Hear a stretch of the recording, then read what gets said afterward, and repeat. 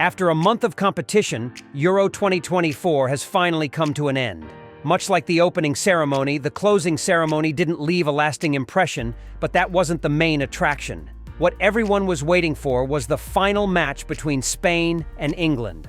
Former Italy captain Giorgio Chiellini brought the Euro Championship trophy onto the Olympic Stadium field, witnessed by Prince William, King Philippe, and tens of thousands of fans in the stands. After the grand national anthems of both teams, the main referee, François Letexier, blew the whistle to start the Euro 2024 final. Given the importance of the match, both sides were cautious in the opening minutes, but Spain seemed to have the upper hand, at least in midfield quality. The midfielders helped La Roja control the ball better than the Three Lions. In the first 15 minutes, the ball mostly stayed in England's half. At one point, Spain had up to 80% possession, mainly passing in the midfield or along the flanks, but they rarely created any real threats in England's penalty area. The English understood the danger posed by Spain's wingers. Whenever Yamal or William had the ball, England always sent at least one more player to block their paths. They succeeded in the first 45 minutes, as Yamal and William left little impact. Additionally, Guehi and Stone worked well together to neutralize the threat of Morata. Spain pressed hard in the first half. Despite some issues, England maintained stability, preventing any further threats to Pickford's goal. However, Spain easily read and stopped England's counterattacks without much effort. The highlight of the first half was when Saka was fouled by Carvajal. The English players demanded a yellow card for the Real Madrid defender. Carvajal humorously pretended to cry, mocking the English players to stop whining.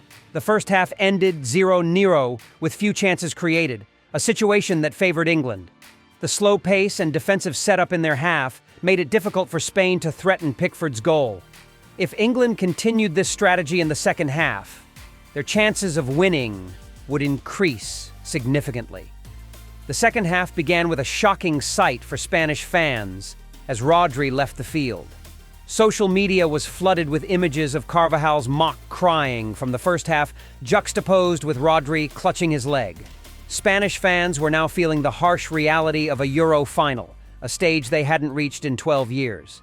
However, just as the Spanish fans' anxiety hadn't yet subsided, a sudden wave of joy swept over them.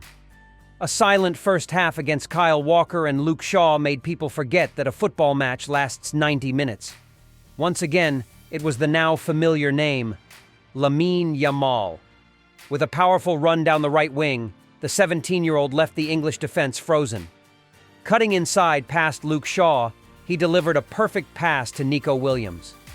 The winger, rumored to be moving to Barcelona, didn't miss the chance, slotting the ball into the far corner beyond Jordan Pickford's reach. Spain led 1-0, and the stands and La Roja's bench erupted in celebration. Immediately after conceding, England pushed forward in search of an equalizer. Jude Bellingham tried to make an impact, but ended up only in disappointment. Spain's goalkeeper Unai Simon had an outstanding day, stopping every English effort. England needed a solution, and here came Cole Palmer, Gareth Southgate's familiar answer, hoping to make a difference.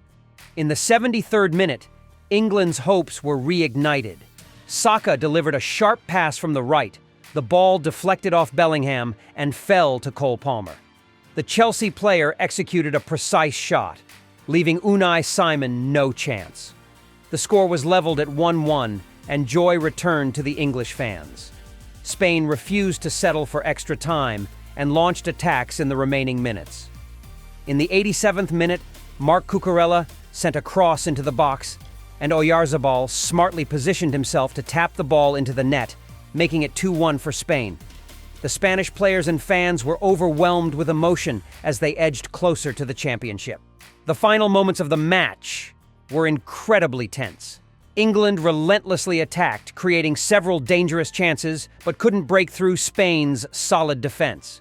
When the final whistle blew, Spain officially became the champions of Europe with a 2-1 victory.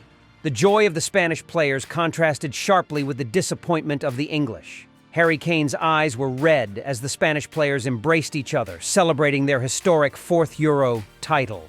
The match ended with a range of emotions and memorable moments, reaffirming Spain's position in European football.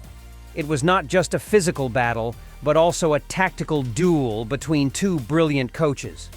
Gareth Southgate tried his best to adjust tactics and make substitutions, but ultimately, he couldn't outsmart Luis de la Fuente. The final moments of the match showcased the determination and relentless fighting spirit of both teams. Despite being behind, England never gave up hope and continuously created dangerous plays. Jude Bellingham's tireless efforts constantly troubled La Roja's defense. However, all their efforts couldn't overcome Spain's solid and resilient defense. Spain, with their attractive attacking play and solid defense, proved why they deserved the championship. Every player on the field gave their best. From goalkeeper Unai Simon with his excellent saves to attackers like Lamine Yamal and Nico Williams, who made a significant difference in this match. Especially Mikel Oyarzabal, with his decisive goal in the final minutes, affirmed his crucial role in Spain's lineup. When the final whistle blew, the joy and sorrow were evident on the faces of each player.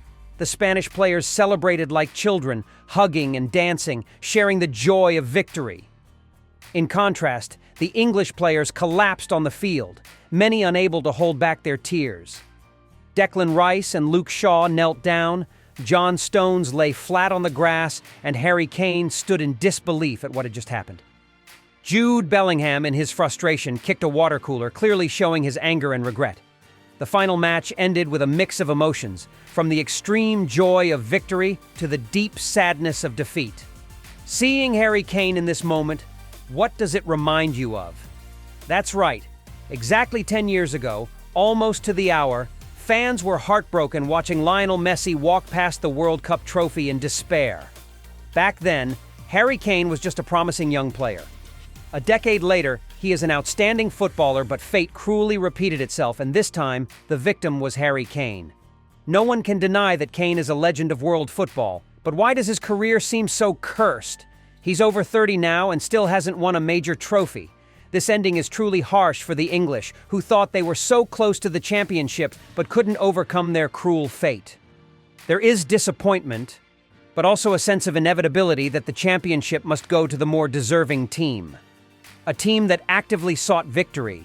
A team with young players full of dreams, led by a bold coach who dared to challenge the deeply rooted possession style of Spanish football.